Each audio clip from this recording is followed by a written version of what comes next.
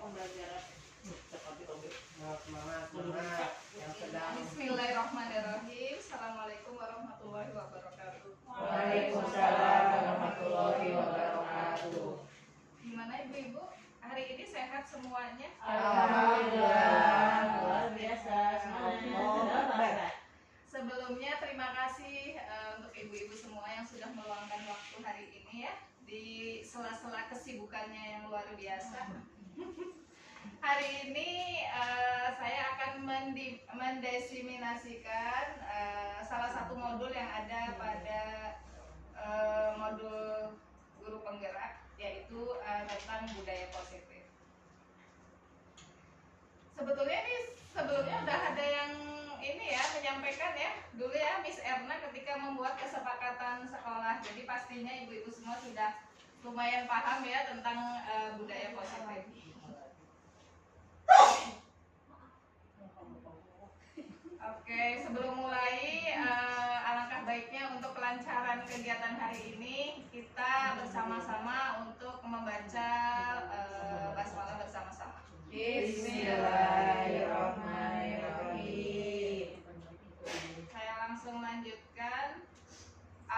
Jadi sebagai seorang guru ya atau pendidik, jangan fokus ke fotonya. Fokusnya kan Coba yang dalam hari pertama. foto ini ya, jadi kita kan semua pendidik ya. Sebagai seorang pendidik kita harus mampu mewujudkan budaya positif di sekolah kita. Caranya bagaimana? Dengan cara menerapkan konsep-konsep seperti yang sudah ada di depan, yaitu yang pertama ini nanti yang akan kita bahas untuk 60 menit ke depan ya, konsep-konsep yang harus dimiliki untuk mewujudkan budaya positif di sekolah. Di antaranya ada perubahan paradigma belajar, kemudian disiplin positif, kemudian nilai-nilai kebajikan, kebutuhan dasar manusia, motivasi perilaku manusia, posisi kontrol restitusi, keyakinan sekolah atau kelas, dan juga sampai ke segitiga restitusi. Kita akan bahas satu-satu. Yang pertama tentang perubahan paradigma belajar. Kalau dulu ya mungkin ya sebagai seorang guru pernah nggak menerapkan ketika mengajar kita hanya memberikan ceramah-ceramah berisi materi-materi pelajaran kita? Pernah melakukan itu? Sering. Sekarang sudah ada perubahan pastinya kan ya? Sesuai dengan seiring dengan perubahan kurikulum ya. Jadi paradigma lama itu pembelajaran lebih bersifat instruksional di mana guru itu sebagai pusatnya atau teacher center. Kalau sekarang paradigma baru harus menempatkan murid sebagai pusat kegiatan pembelajaran atau student center. Kemudian paradigma lama menjelaskan bahwa akumulasi fakta dan informasi yang harus dihafal oleh siswa itu sebagai fokusnya. Kalau sekarang sudah bukan zamannya lagi ya, anak-anak harus menghafalkan fakta atau informasi dalam satu pelajaran. Jadi kalau sekarang paradigma baru itu menempatkan pada pengembangan keterampilan abad 21. Jadi guru harus menekankan murid-murid itu harus bisa berpikir kritis, kreatif, harus bisa berkolaborasi dan berkomunikasi di samping menguasai konsepnya. Jadi lumayan berat sekarang ya sebagai seorang pendidik tugasnya. Kemudian pendekatan tradisional fokus utamanya adalah pada isi atau materi pelajaran yang harus diselesaikan. Sedangkan paradigma baru mengaitkan materi dengan situasi nyata dalam kehidupan sehari-hari siswa. Jadi kalau sekarang setiap materi yang kita ajarkan kepada peserta didik atau kepada siswa itu harus kontekstual, artinya dikaitkan dengan kehidupan sehari-hari mereka yang ada di sekitar mereka, sehingga mereka lebih bisa memahami materi-materi pelajaran yang kita berikan. Bisa dipahami ya ibu-ibu ya tentang perubahan paradigma belajar? Apakah masih ada yang menerapkan paradigma lama? Insya Allah di kita enggak ya. Semuanya sudah student center. Kita lanjutkan ke disiplin positif.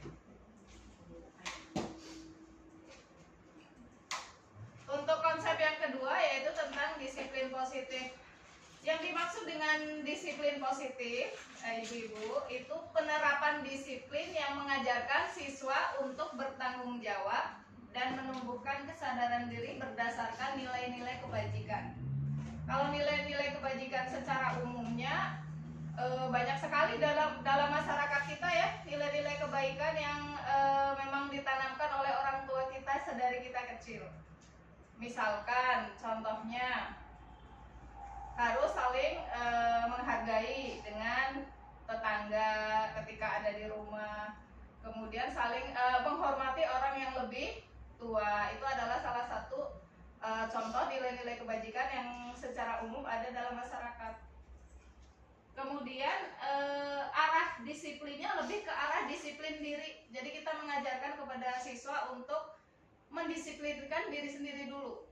Kalau sebelum kita mengajarkan, berarti dari diri kita sendiri dulu harus memiliki disiplin diri yang kuat, yang dapat mengontrol segala tindakan yang kita lakukan. Kalau kita sudah menerapkan disiplin diri dalam diri kita, maka akan lebih mudah untuk menerapkan disiplin kepada peserta didik. Kemudian nilai-nilai kebajikan yang ada di sekolah,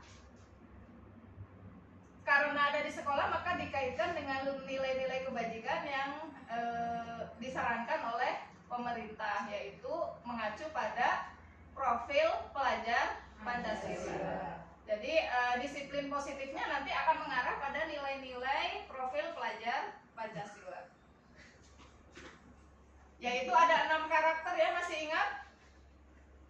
Apa saja 6 karakter nilai kebajikan dalam profil pelajar Pancasila? Sampai ada lagunya ya? Ya. Nah, di antaranya ini. Iya. Apakah hanya dihafal saja? Diamalkan. Artinya nilai-nilai ini yang harus tumbuh di dalam diri peserta didik. Yaitu yang pertama dan yang utama adalah beriman, bertakwa kepada Tuhan Yang Maha Esa dan berakhlak mulia. Ini kalau satu karakter ini sudah dimiliki oleh peserta didik, maka akan lebih mudah untuk mewujudkan karakter yang lain. Jadi yang utama adalah akhlaknya dulu ya. Apalagi zaman sekarang anak-anak kita kan sudah banyak pengaruh-pengaruh dari luar ya, dan menganggap bahwa budaya luar itu menurut anak-anak itu lebih keren. Ya, makanya banyak ini yang harus kita cermati ya dalam diri peserta didik kita. Oke, saya lanjutkan ke kebutuhan dasar manusia. Bapak Ibu pernah, ibu-ibu aja ya di sini, ibu-ibu pernah menghadapi anak-anak yang memang di luar kenormalan perilakunya? Pernah? Nah, ternyata itu berkaitan dengan kebutuhan dasar manusia. Jadi ada beberapa anak yang perilakunya tidak sesuai norma karena memang kebutuhannya belum terpenuhi. Kebutuhan dasar apa saja sebetulnya yang dimiliki oleh yang harus dicukupi atau dipenuhi di dalam peserta didik? Itu ada 5 kebutuhan dasar. Yaitu yang pertama ada bertahan hidup. Bertahan hidup berkaitan dengan sandang, papan, pangan ya. Jadi ada makanan, pakaian, tempat tinggal, kesehatan dan juga keamanan. Kemudian ada kebutuhan dasar kasih sayang dan rasa diterima. Di antaranya contohnya itu rasa diterima, dipedulikan, kemudian bisa berbagi dengan sesama, bisa bekerja sama, itu akan memenuhi kebutuhan kasih sayang dan rasa diterima. Kemudian yang selanjutnya ada kebutuhan penguasaan. Di antaranya adalah harga diri, kemudian keinginan untuk dianggap memimpin, jadi menguasai itu dalam diri anak itu seolah-olah lebih daripada yang lain, ingin dianggap bahwa lebih memiliki kemampuan dibandingkan yang lain. Kemudian dengan cara biasanya kalau anak-anak itu dari prestasi biasanya dilihatnya ya.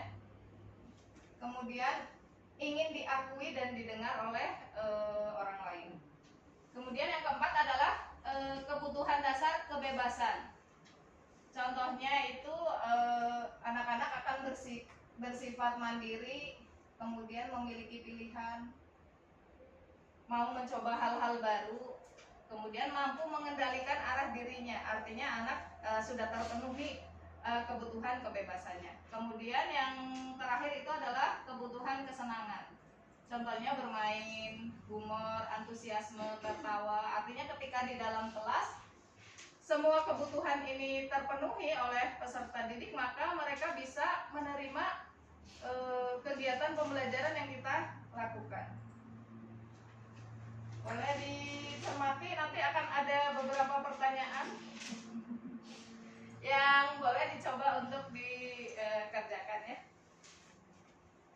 Bisa boleh dicek videonya ini. Nah, ada 5 ya kebutuhan dasarnya.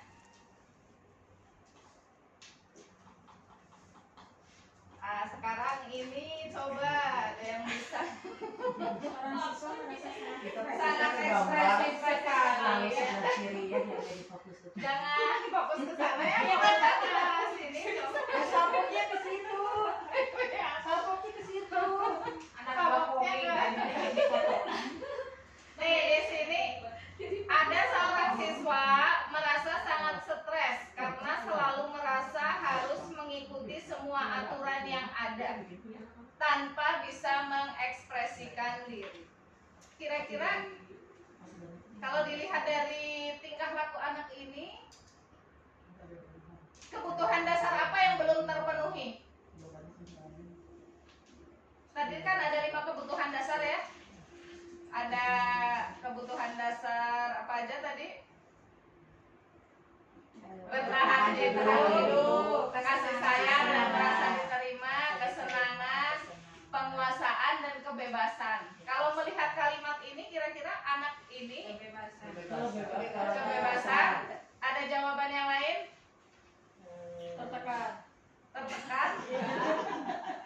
Tertekan masuk ke kebebasan mungkin ya, karena tidak bebas jadi tertekan. Oke, kita akan cek ya betul nggak jawabannya, bahwa kalimat ini dilihat dari kondisinya ini kebutuhan dasar kebebasan yang harus dipenuhi. Oh iya, luar biasa ya teman-teman. Oke, lanjut pertanyaan berikutnya. Kira-kira kebutuhan dasar apa nih yang siswa ini butuhkan? Seorang siswa berhasil memenangkan lomba sains di sekolah dan merasa sangat bangga akan pencapaiannya. Berarti dia sudah mendapatkan kebebasan, kebutuhan apa? Pengakuan. Ada pengakuan tadi kayaknya. Penguasaan, kebebasan, kesenangan, kasih sayang dan merasa diterima, kemudian bertahan hidup. Kasih sayang dan merasa diterima. Yang lain? Sama. Apakah betul jawabannya? Kesenangan, boleh. Jawaban yang lain ada kesenangan? Dicatat. Ada yang lain? Mencoba jawaban yang lain? Tidak ada. Oke, kita lihat ya. Apakah ada jawaban yang betul? Ternyata ciri-cirinya adalah merasa bangga akan pencapaiannya. Artinya dia merasa dia memiliki kemampuan lebih dibandingkan dari teman-temannya. Berarti masuk kepada kebutuhan dasar penguasaan. Oke, lanjut ya. Di depan ada soal lagi. Seorang siswa hanya malas-malasan dan lemas saat belajar. Setelah ditanyakan, ternyata ia merasa sangat lapar saat jam karena tidak sempat sarapan. Bertahan hidup. Bertahan hidup. Kebutuhan bertahan hidup. Oke, kita lihat apakah ya ternyata betul. Hore.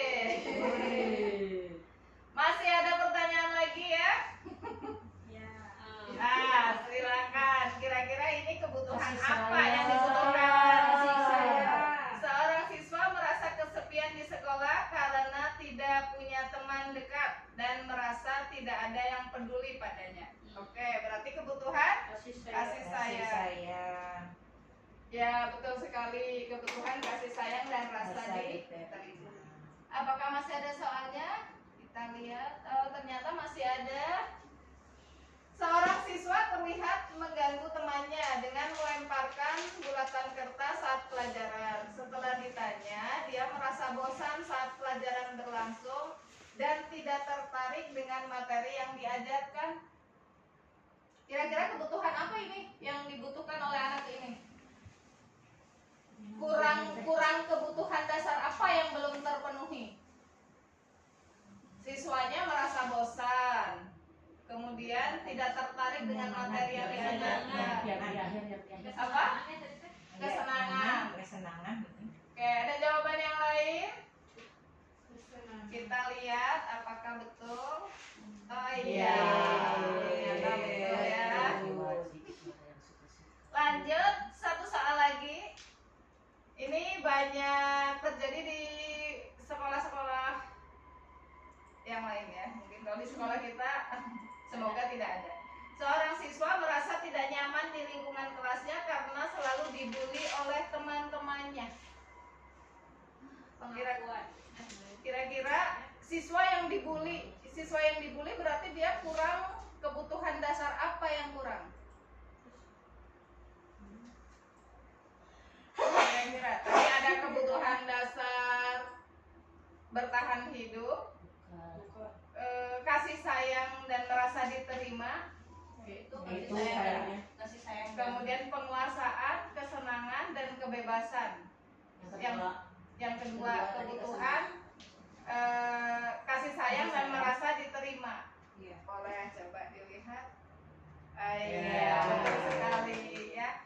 Jadi anak-anak yang dibully itu sebetulnya memang merasa tidak diterima oleh teman-temannya. Sedangkan teman yang membuli, berarti kalau dibully ada yang membuli ya pastinya. Kalau yang membuli kira-kira kurang kebutuhan dasar apa itu sehingga dia membuli temannya? Penguasaan ya, artinya dia ingin lebih dibandingkan teman-temannya sehingga dia membuli teman yang merasa dianggapnya di bawah kemampuannya, ya, yang kemampuannya di bawah dia. Sepertinya semuanya udah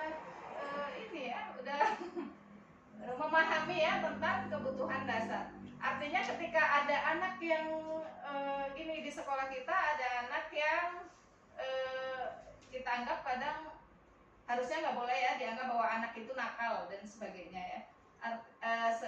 Yang mungkin gini, ada anak yang selalu berbuat hal yang tidak sesuai dengan kesepakatan sekolah misalkan, maka sebetulnya anak tersebut melakukan hal tersebut karena ada kebutuhan dasar yang belum terpenuhi. Dan sebagai seorang pendidik, tugas kita adalah mencari tahu kira-kira kebutuhan dasar apa yang harus dipenuhi oleh anak tersebut, dan kita bantu untuk memenuhi kebutuhan dasar tersebut sehingga anak akan terpenuhi kebutuhan dasarnya. Dan tujuannya supaya anak tidak melakukan lagi pelanggaran-pelanggaran yang tidak sesuai dengan kesepakatan sekolah. Nah, jadi seperti itu. Oke, lanjut ya ke motivasi perilaku manusia. Oke, sebelum lanjut pembahasan tentang motivasi perilaku manusia, saya akan bertanya kira-kira ibu-ibu semua ketika duduk di sini motivasinya apa ya? Apakah merasa tidak enak dengan temannya? Atau karena memang ingin mendapatkan ilmu yang lebih? Atau karena merasa takut atau Karena karena ada melihat konsumsi. konsumsi yang saya bawa. Salah satunya. Jadi ya, motivasi perilaku manusia itu sebetulnya ada 3 hal. Mereka melakukan itu karena penyebabnya ada 3 hal. Yang pertama, untuk menghindari ketidaknyamanan atau hukuman. Misalkan ibu-ibu semua berangkat hari ini lebih pagi gitu, karena tidak ingin mendapatkan hukuman atau teguran dari kepala sekolah, berarti masuknya ke motivasi yang pertama. Kemudian yang kedua, untuk mendapatkan imbalan atau penghargaan. Misalkan pada saat sekarang karena melihat ada konsumsi ingin mendapatkan Dapatnya dari Budi. Kemudian yang ketiga, untuk menjadi orang yang memang diinginkan oleh diri kita dan menghargai diri sendiri dengan nilai-nilai yang dipercayai oleh kita sendiri.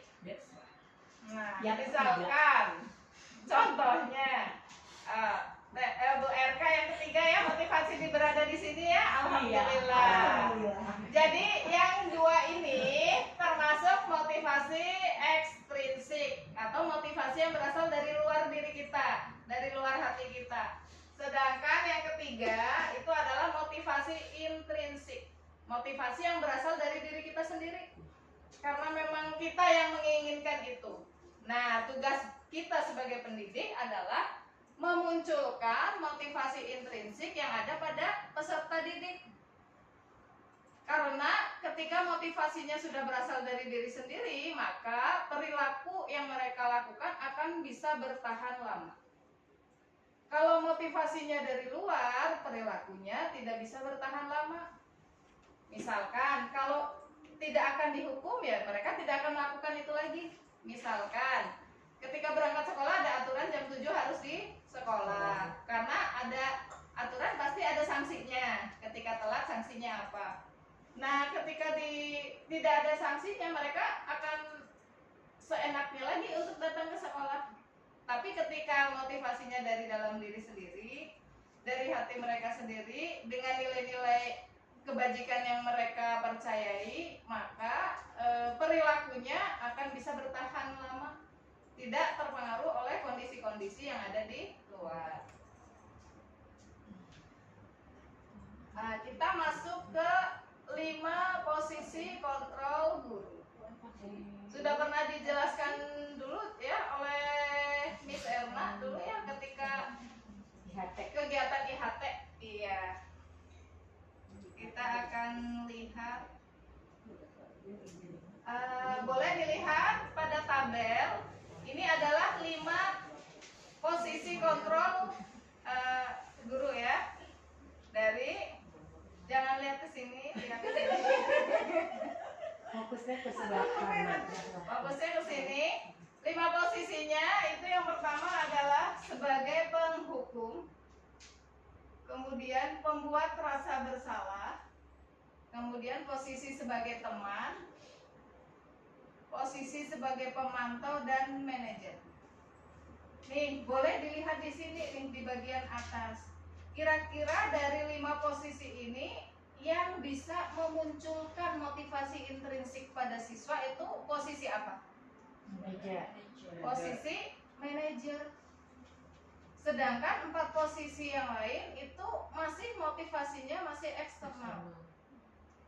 Nah, ketika kegiatan IHT kan sudah menonton berbagai video ya tentang berbagai posisi kontrol. Masih ingat nggak? Iya. Yang pertama itu guru sebagai penghukum. Kira-kira siapa di sini yang memposisikan diri sebagai penghukum? Nggak ada ya, kayaknya kalau ibu-ibu mah lebih mengedepankan kasih sayang kepada anak ya. Jarang menghukum. Oh ada ya? Ini.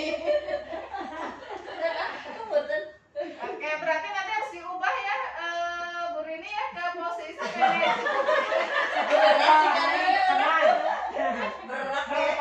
Bertahap boleh, misalkan teman dulu, kemudian pemantau, baru sampai ke posisi manajer. Kalau posisi teman sebetulnya ini kendalanya untuk anak itu menjadi ketergantungan. Misalkan kita saya memposisikan sebagai seorang teman kepada salah satu murid.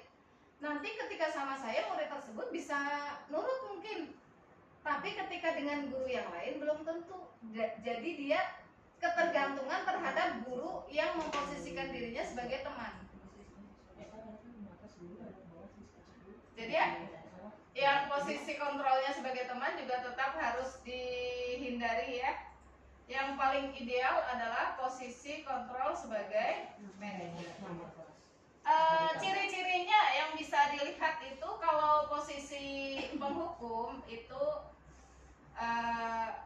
tindakan gurunya biasanya dia akan nadanya tinggi, kemudian menghardik, menunjuk-nunjuk,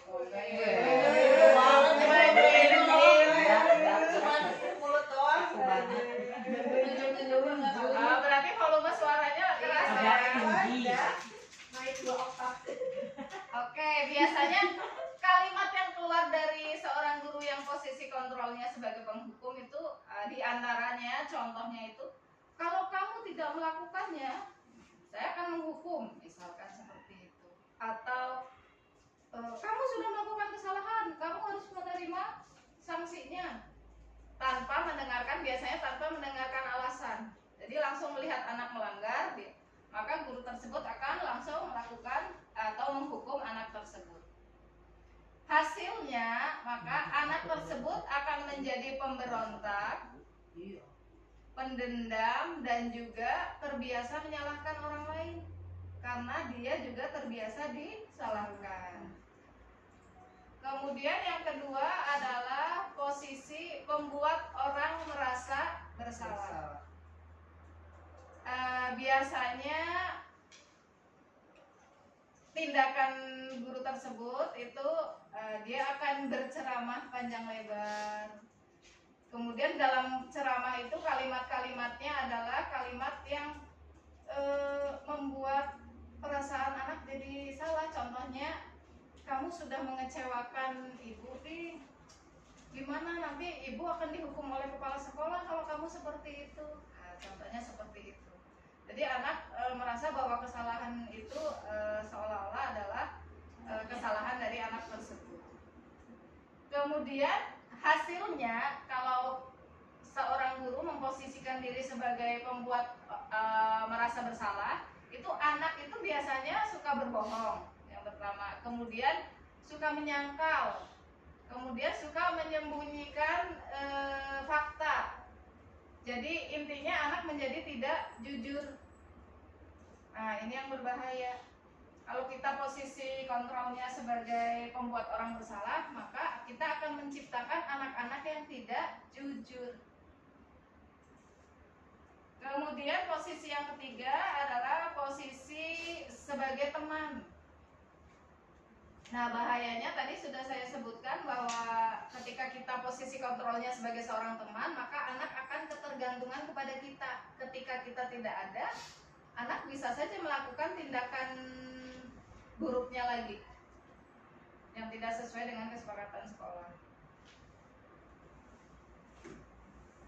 Kalimat-kalimatnya juga seperti kalimat kepada teman sendiri ya.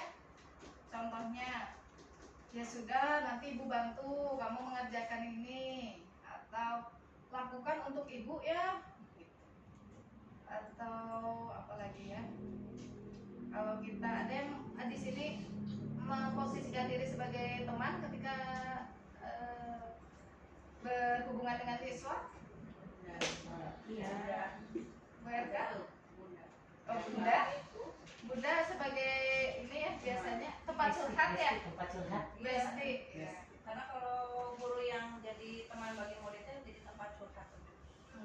Ya, ternyata ini tidak bagus juga ya, ibu-ibu. Karena akan ketergantungan nanti kalau Bunda tinggal. Gak bagus untuk kesehatan. Sampai vertigo ya. Untuk gurunya juga nggak bagus karena ya 500 anak curhat pasti di sini numpuknya dan ya. Dan juga untuk anak jadi ketergantungan, kalau Bunda tadi nggak ada, dia nggak bisa curhat dan nggak mau curhat ke yang lain. Oke, yang keempat, posisi sebagai pemantau. Sebetulnya Mantau. kalau teman, pemantau dan manajer itu identitas kepada anaknya akan berhasil karena apa? Perilaku kontrol positif anak akan muncul. Tapi yaitu ada dua yang motivasinya masih motivasi eksternal. Untuk pemantau, kalau pemantau itu masih berkaitan dengan konsekuensi kepada anak, artinya masih berkaitan dengan peraturan. Sedangkan sebisa mungkin kita sudah menghindari peraturan, kita akan beralih kepada keyakinan sekolah atau keyakinan kelas. Contohnya, kalau pemantau, maka guru akan berkata, kamu tadi melanggar aturan. Aturannya harusnya apa? Konsekuensinya apa? Kemudian sanksinya harusnya apa? Masih berkaitan dengan aturan-aturan yang ada ya. Padahal sebisa mungkin peraturan yang ada di sekolah itu sudah harus diganti dengan keyakinan sekolah. Kalau peraturan sekolah, bukan dulu ya.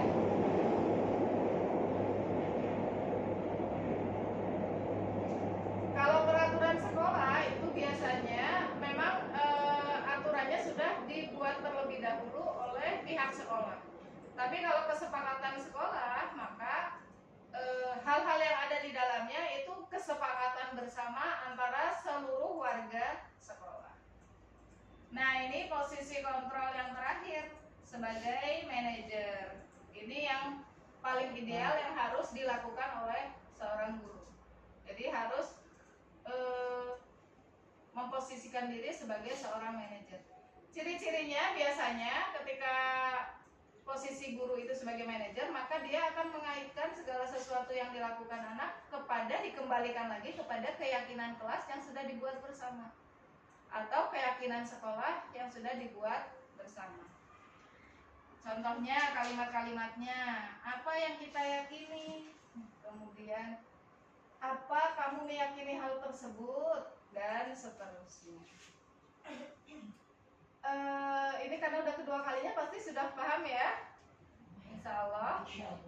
Oke, kita akan tes ya pemahaman ibu-ibu semua.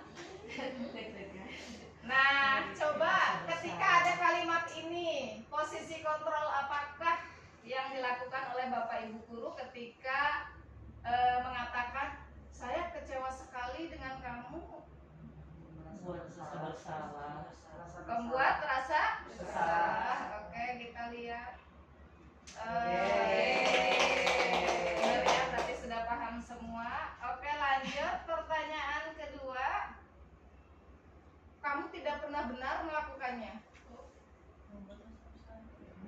Kira-kira posisi kontrol apa ini?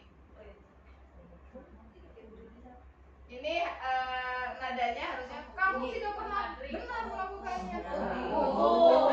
Kira-kira apa? Coba ini kayaknya kalau kalimatnya diucapkan guru ini lebih cocok ini. Coba.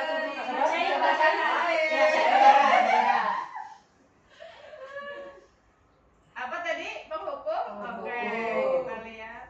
Oh iya. Luar biasa ibu-ibu semua. Oke, lanjut pertanyaan selanjutnya. Apa rencanamu untuk menyelesaikan masalah ini? Manajer. Oke, apakah betul ini manajer? Oh iya, betul sekali Bu Lina. Jadi untuk posisi manajer biasanya konsekuensinya itu atau penyelesaiannya dikembalikan lagi kepada anak yang akan memberikan ide untuk menyelesaikan masalah mereka. Jadi bukan dari gurunya. Guru hanya mengarahkan supaya anak bisa mengeluarkan ide-ide untuk menyelesaikan masalah mereka. Oke, lanjut pertanyaan selanjutnya. Kira-kira kalau yang ini apa ya? Ayolah, lakukan demi ibu ya. Teman. Oke, kita lihat. Alhamdulillah semuanya sudah memahami ya. Lanjut. Kalau ini Kamu tidak akan mendapat nilai jika tidak mengerjakan tugas.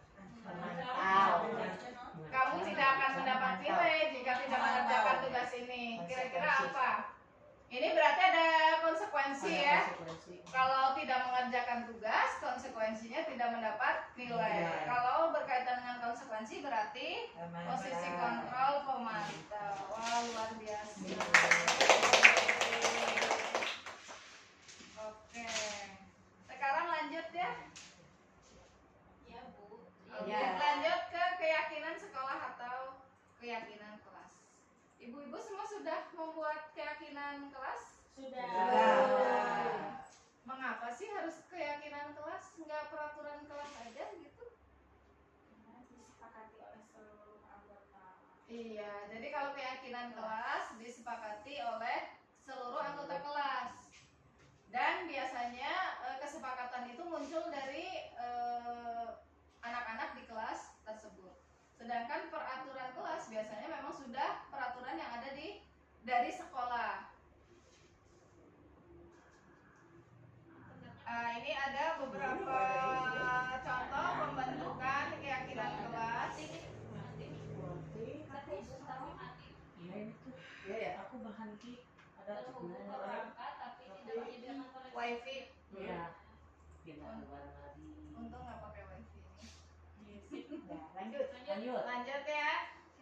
Untuk membentuk keyakinan kelas, ciri-ciri yang harus dimiliki oleh sebuah keyakinan kelas itu yang pertama bersifat abstrak. Jadi kalimat-kalimatnya itu tidak langsung ke hal-hal yang nyata real, tapi bersifat abstrak mengacu pada nilai-nilai kebajikan yang ada. Kemudian yang kedua berupa pernyataan universal. Jadi kalimat-kalimatnya umum. Kemudian dibentuk dalam kalimat positif. Sedikit saja agar mudah diingat. Jadi nggak perlu keyakinan kelas, nggak perlu banyak di kelas ya. Sedikit tapi memang sudah sesuai yang dibutuhkan oleh kelas tersebut. Kemudian dapat diterapkan di kelas tersebut, atau kalau keyakinan sekolah ya dapat diterapkan di sekolah tersebut. Kemudian semua warga kelas hendaknya ikut berkontribusi.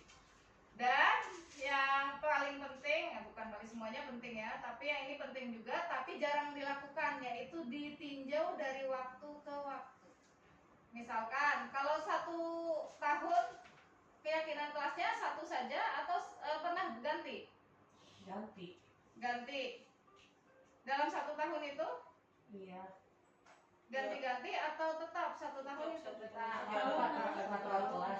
Nah, itu yang harus dilihat lagi. Jadi ditinjau, misalkan dalam ya bisa berubah dalam 3 bulan ke depan. Misalkan gini, di awal semester ada kesepakatan kelas menjaga kebersihan kelas.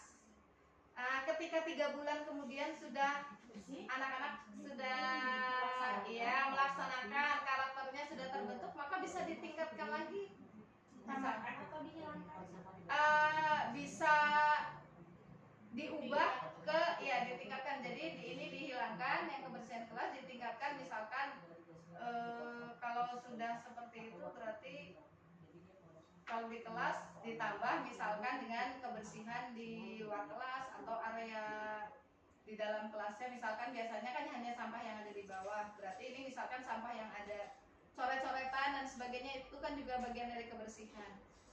Jadi bisa dihilangkan dan diganti yang lain, bisa ditambahkan juga dengan yang lain. Misalkan kebersihan kelasnya mah sudah, tapi ternyata ada poin yang tadinya nggak masuk ke keyakinan kelas tapi mengganggu di dalam kelas tersebut, maka bisa dimasukkan ke dalam keyakinan kelasnya.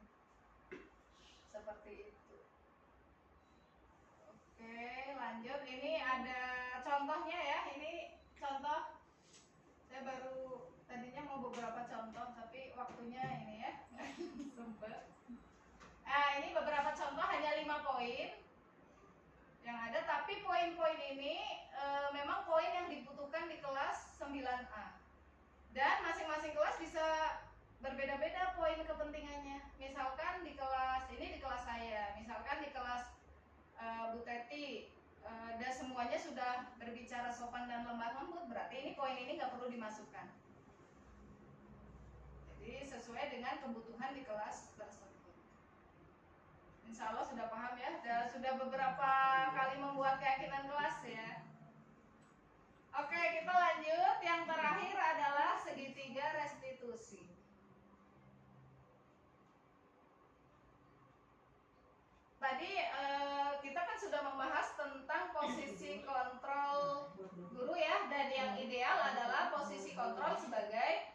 manajer.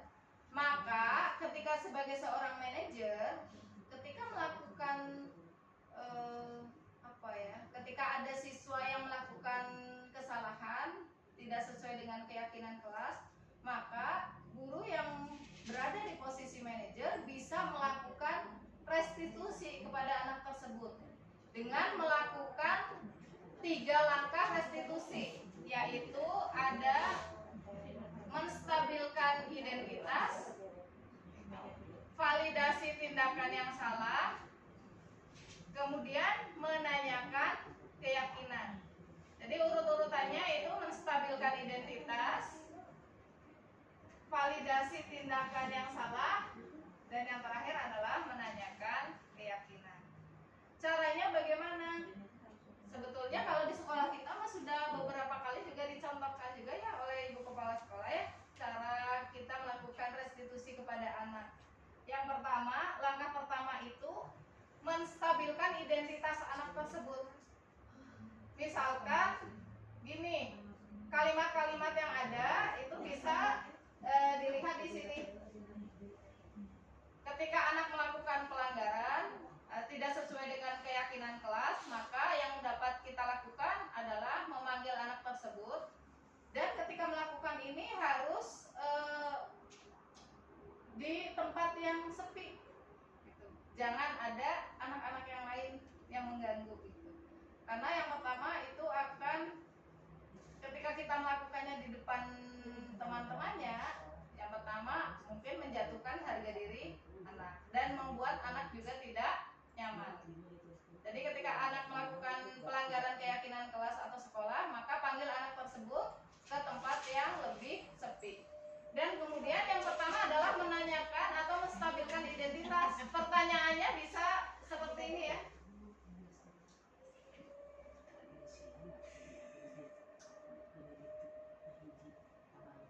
Nah, ini contoh-contoh pertanyaannya. Oh, ini sama.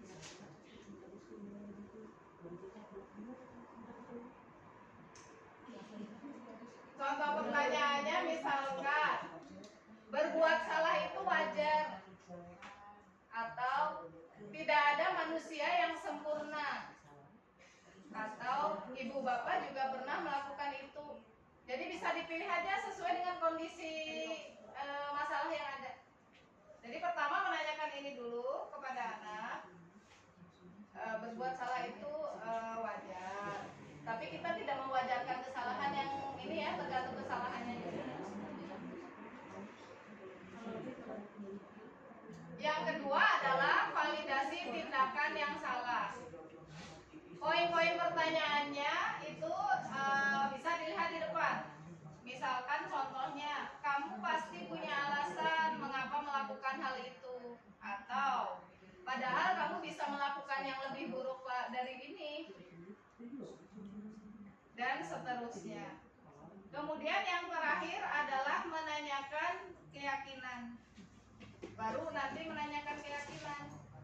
Misalkan ada anak berbuat salah, kita panggil, kemudian yang pertama kita tanya, menstabilkan identitas. Kita bilang dulu ke anaknya, berbuat salah itu wajar, atau ibu di sini bukan untuk mencari siapa yang salah, tapi kita akan mencari solusi dari permasalahan ini. Sampai pada menanyakan, yang terakhir adalah menanyakan keyakinan. Contoh pertanyaannya, kamu tadi membuang sampah di kolong meja, itu sesuai nggak sih dengan keyakinan kelas kita? Kan pasti ada keyakinan kelasnya ya. Misalkan, oh tidak sesuai bu, harusnya apa tuh, nilai-nilai apa yang kita sepakati berkaitan dengan hal tersebut. Misalkan kan harus menjaga kebersihan kelas, berarti harusnya gimana, kalau kamu seperti itu harusnya seperti apa. Nanti anak akan memberikan solusinya sendiri. Jadi kita memancing anak sampai anak memberikan solusi sendiri. Bisa ya, insya Allah diterapkan. Ada yang sudah menerapkan ini segitiga restitusi kepada anak? Selama ini? Udah semua. Udah, oh hebat. Iya. Ada keyakinan kelas kan enggak?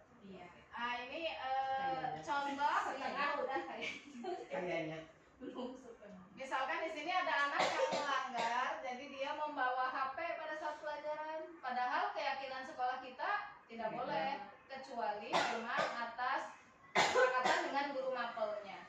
Maka anak jangan di tempat ramai yang banyak temannya, tapi bawa ke tempat yang sepi.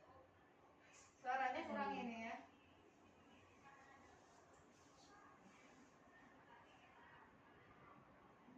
Aduh, volumenya di mana? Yang ujung. Mana? Ini laptopnya nggak ya? Terus. Kiri. Ini previous page. Oh, bukan. Dina itunya nggak ada di laptopnya. Kontrol yang berapa itu biasa? Nggak apa lah. Itu. Apa? Oh ini ya. Oh ini speaker ya? Iya. Oh good. Jadi kayak lagi konser. Iya. Ini jadi sebetulnya segitiga restitusi seperti konseling guru PPPK ya. Mungkin bagian dari Iya. Ada coaching saya.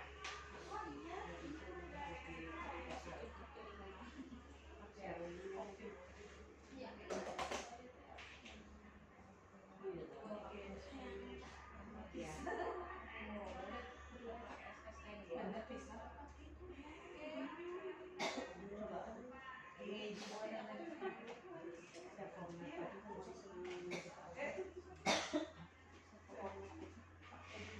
Tonton dulu ya biar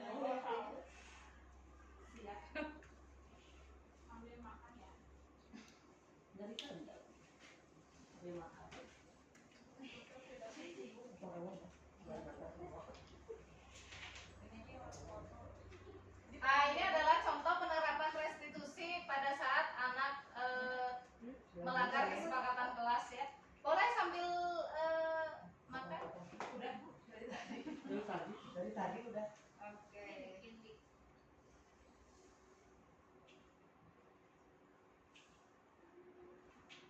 Oke, sementara itu saja pemaparan yang bisa saya sampaikan tentang budaya positif. Masih ada waktu kurang lebih 10 menit lagi. Silakan kalau ada pertanyaan boleh. Boleh Bu. Ya, Bu Fika dulu mangga.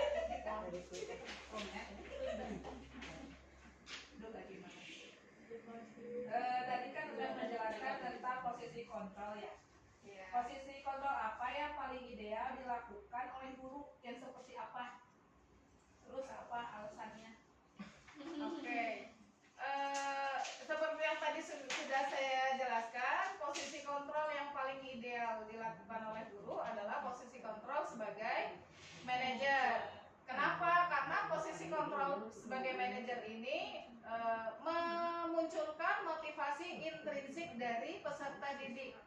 Maka ketika kita melakukan posisi manajer, penanganannya adalah dengan melakukan segitiga restitusi. Tadi langkah-langkahnya sudah saya jelaskan. Nah, ketika kita melakukan segitiga restitusi ini, anak yang akan memberikan ide-ide untuk solusi permasalahan yang sudah mereka buat. Nah, itu akan memunculkan motivasi intrinsik pada diri anak. Jadi seperti itu. Baik, terima kasih. Sama-sama. Ada pertanyaan lain? Mangga, Bu Teti. Saat kita melakukan restitusi pada siswa, apakah 3 langkah yang ada dalam segitiga restitusi itu harus semuanya dilakukan? Oke, ada yang punya pendapat dari pertanyaan Bu Teti? Apakah segitiga restitusi ini harus semuanya dilakukan sesuai langkah-langkahnya? Kalau kemarin dari penjelasan, oh iya ya, sebentar ya.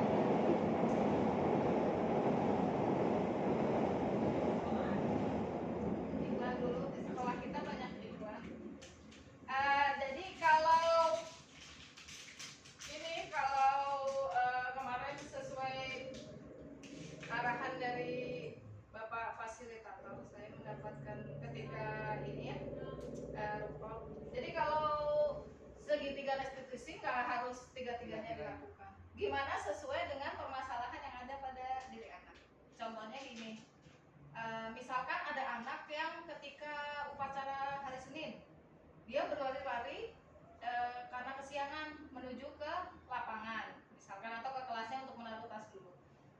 dia berlari, dia sudah memahami bahwa dia melakukan Kesalahan. kesalahan. Maka kita hanya perlu untuk mengingatkan kembali gitu kepada anak supaya tidak mengulangi hal tersebut. Karena anak sudah paham bahwa dia melakukan kesalahan. Jadi nggak harus tiga-tiganya dilakukan. Tiga-tiganya dilakukan ketika anak merasa bahwa dia belum tahu kalau dia melakukan kesalahan. Jadi seperti itu. Jadi gimana penjelasannya? Terima kasih banyak. Ya, sama-sama. Ada pertanyaan lagi? Boleh? Satu orang lagi. Bu Ai, mangga. Tadi kan Budi menjelaskan tentang kebutuhan dasar pada anak. Jika si kebutuhan ini tidak terpenuhi, apa yang akan terjadi pada anak? Oke, dan kira-kira apa sih yang bisa dilakukan oleh guru untuk ya baik itu mencegah atau ketika sudah terjadi untuk menyelesaikan masalah yang terjadi pada anak? Oke. Ada yang mau berpendapat? Bulan ya. Boleh? Oke. Nih, Kebutuhan dasar tidak. kalau ya sama seperti kita ya, kita juga ketika kebutuhan dasar kita tidak kebutuhan dasar kita tidak terpenuhi, maka perilaku kita mungkin tidak sesuai normalnya. Misalkan ketika saya berangkat ke sekolah nggak sarapan gitu, kan saya jadi tantrum di situ, Nggak konsentrasi. nggak konsentrasi dan sebagainya. Sama seperti anak juga seperti itu. Biasanya dia akan melakukan hal yang tidak sesuai normanya di sekolah. Misalkan tidak sesuai keyakinan sekolah atau keyakinan kelasnya. Saya pernah menemukan anak saya di kelas itu ketika saya, padahal itu jam pagi ya, jam pertama, tapi saya ngajar itu tuh tiduran aja di meja. Ternyata pas saya tanyakan kepada anak tersebut, dia belum makan, kemudian tidak membawa uang bekal, sehingga kondisinya lemes. Nah, ketika dibiarkan, kira-kira akan bisa baik dengan sendirinya atau tidak? Dibiarkan saja oleh kita? Tidak, artinya kan harus dipenuhi kebutuhannya. Dia merasa kelaparan, berarti dia kebutuhannya makan. Maka yang harus dilakukan oleh guru apa?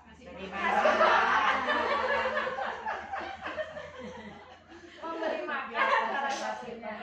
Ya kalau satu anak mungkin nggak apa-apa ya, kalau lebih dari satu anak mungkin harus diobrolkan dengan pihak sekolah. Dan kita lihat kondisinya dulu ketika dia tidak makan, apakah memang tidak ada makanan di rumahnya, atau karena memang dia nggak sempat waktunya. Ketika tidak ada makanan di rumahnya, maka sudah mungkin kita bisa memberikan makanan. Kalau misalkan karena waktu, misal kesiangan dan sebagainya, maka kita harus memberitahukan bahwa sebisa mungkin bisa mengatur waktunya sehingga tidak kesiangan dan bisa sarapan di rumah. Jadi intinya kalau ada anak yang tidak terpenuhi kebutuhan dasarnya, maka dia akan melakukan hal-hal yang tidak sesuai normanya. Misalkan contohnya lagi, tadi kan tentang kebutuhan bertahan hidup ya. Misalkan kebutuhan kesenangan. Misalkan tadi ada anak yang di kelas ketika kita ngajar tuh main-main terus, ngobrol sama temennya, dan menganggap bahwa pelajaran kita tidak menyenangkan. Maka kita tanyakan dulu, berarti kalau yang seperti itu kebutuhannya tadi apa? Yang kurang? Bukan kesenangan. Artinya kita harus bisa memenuhinya. Kita bisa mengajar materi kita, tapi bisa membuat dia senang juga. Dengan cara apa? Contohnya membuat pelajaran kita menjadi menyenangkan. Misalkan menggunakan games atau permainan, atau misalkan anak tersebut sukanya yang aktivitas gerak, misalkan kita buat pembelajaran kita dengan disertai gerakan-gerakan, misalkan seperti itu. Jadi dari kita harus dilihat dulu anaknya kebutuhannya apa, penuhi kebutuhan itu, sehingga anak bisa belajar dengan lebih baik lagi. Mungkin seperti itu, Bu Ai. Ada yang mau menambahkan? Ada yang mau berbagi pengalaman tentang menangani anak yang luar biasa? Masih standar ya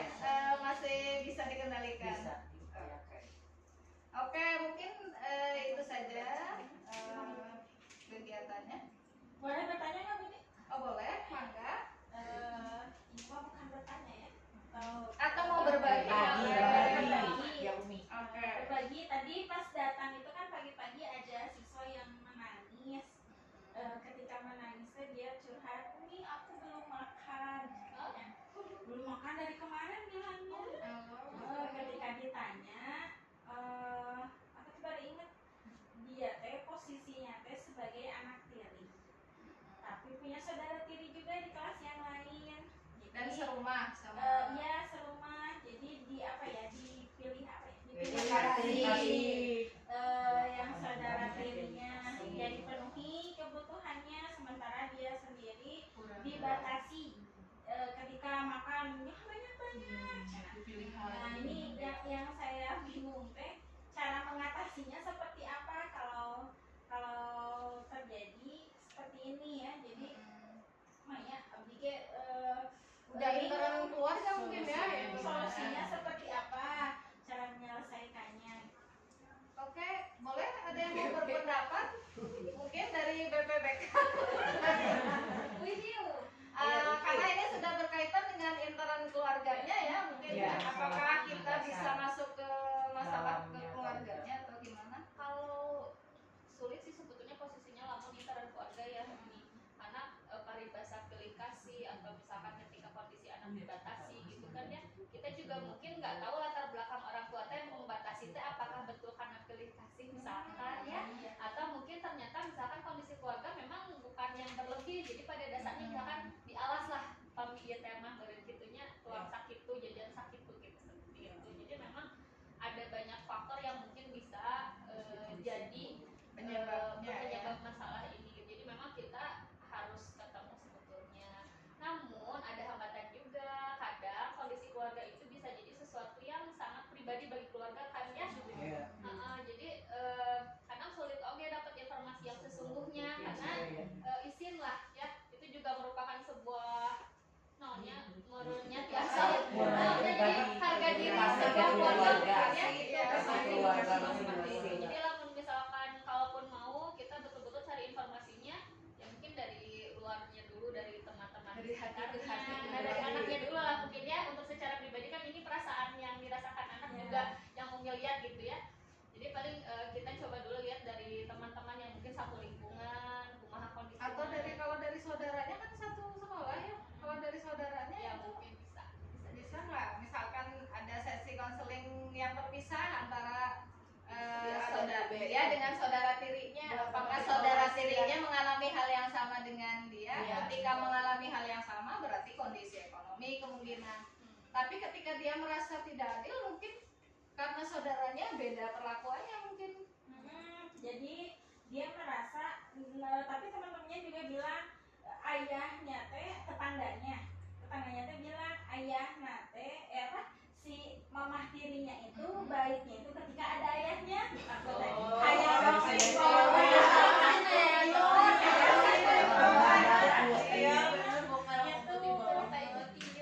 Menurut tetangganya atau temannya sekelas tapi tetangganya. Oh, memang seperti itu kok si mamahnya, mamah tirinya. Iya gitu. Berarti ya kemungkinan ya yang harus diobrolin pertama mungkin dengan ayahnya dulu. Berarti. Ya nanti mungkin minta bantuan Ibu BK ya.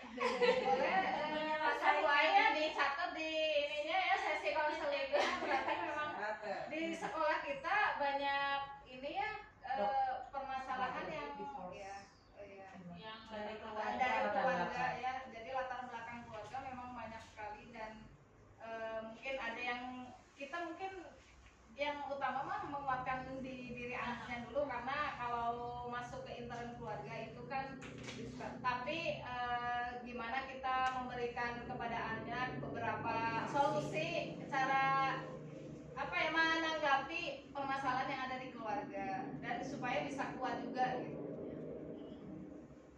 Itu saja mungkin ya. Oke, ada pertanyaan lagi? Terima kasih. Tidak ada. Alhamdulillah kegiatan hari ini bisa selesai. Semoga apa yang saya sampaikan bisa bermanfaat untuk ibu-ibu semua dan untuk diri saya pribadi. Dan saya doakan juga yang belum guru penggerak di sini bisa nanti bisa mendaftar dan bisa yang menyusul. Karena banyak hal-hal baru yang saya dapatkan juga di kegiatan GP ini yang positif gitu untuk diri saya pribadi. Sekian dari saya, semoga bisa bermanfaat.